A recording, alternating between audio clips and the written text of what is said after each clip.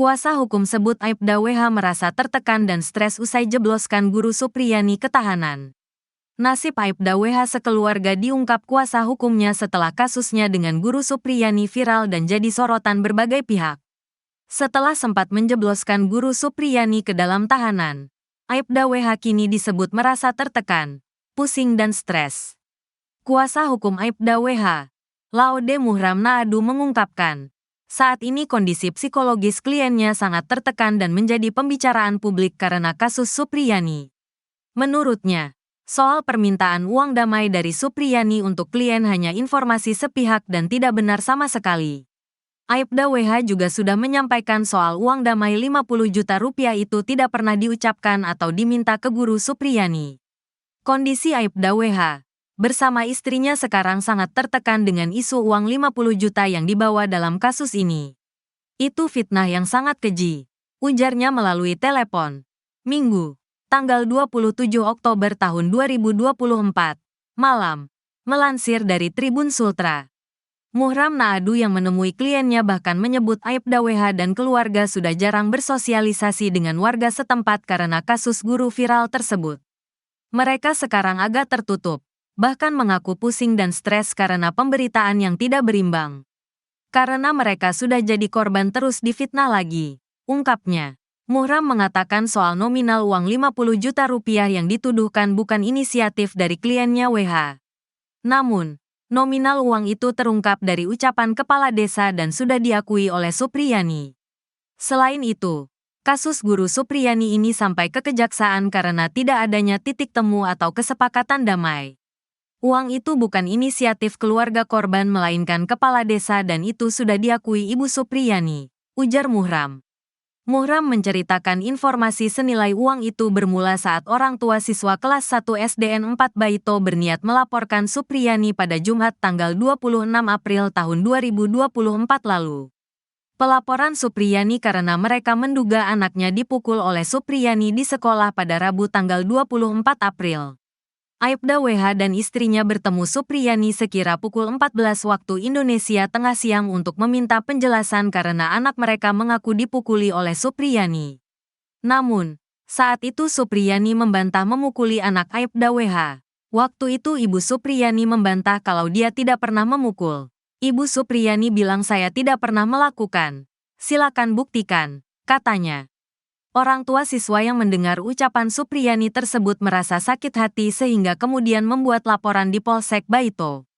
Di tanggal 10 Mei penyidik Polsek memanggil Supriyani untuk mediasi dan diberikan waktu berdamai. Saat itu Supriyani datang ke Polsek didampingi suaminya dan kepala sekolah SDN 4 Baito. Dari keterangan orang tua siswa bahwa di pertemuan itu Supriyani mengakui kesalahannya dan meminta maaf. Di pertemuan kedua, upaya mediasi masih dilakukan, di mana Supriyani bersama suaminya dan Kepala Desa Wonowaraya kembali bertemu dengan orang tua siswa. Dalam pertemuan itu, suami Supriyani mengelurkan amplop putih berisi uang untuk biaya berobat anak Aibda WH.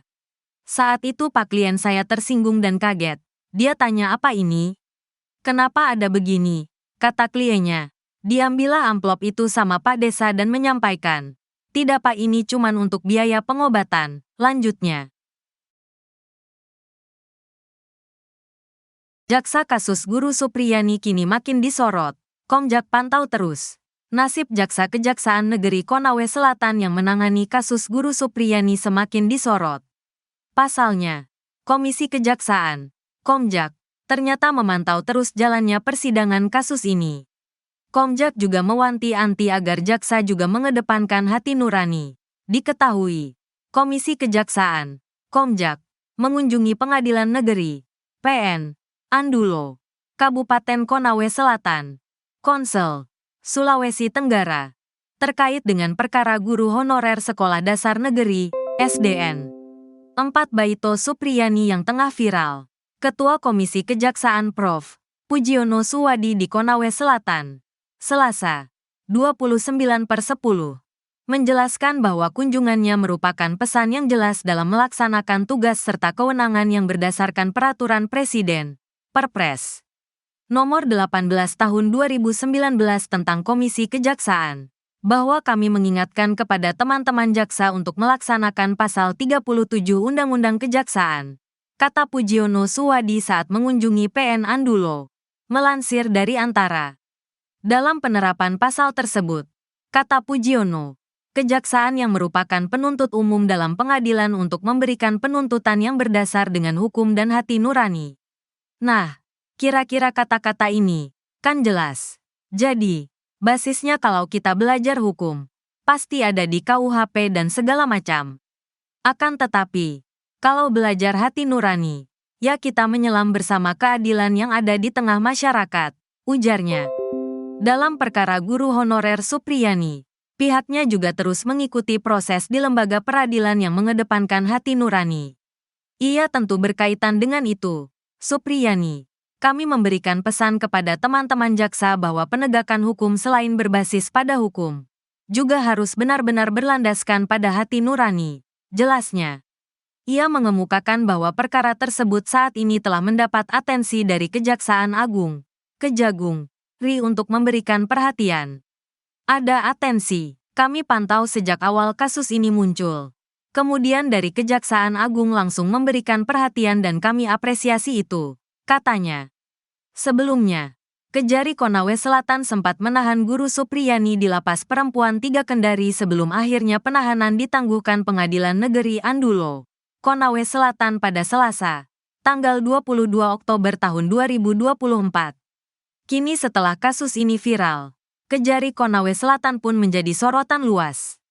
Wakil Kepala Kejaksaan Tinggi, Wakajati, Sulawesi Tenggara, Sultra, Anang Supriyatna bahkan memastikan akan melakukan penyelidikan internal kepada jaksa yang menangani kasus Guru Supriyani ini.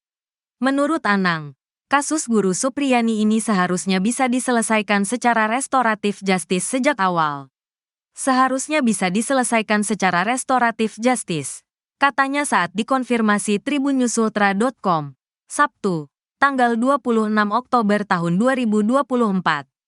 Untuk itu Anang pun mengatakan setelah mendapatkan laporan terkait ini Kejati Sultra langsung menurunkan tim untuk melakukan pengawasan kepada Kejaksaan Negeri Konawe dalam menangani kasus ini agar Supriyani bisa mendapatkan keadilan dan kepastian hukum. Nantinya setelah itu kata Anang usai Supriyani mendapatkan kepastian hukum, pihaknya juga akan melakukan pemeriksaan internal di Kejari Konsel.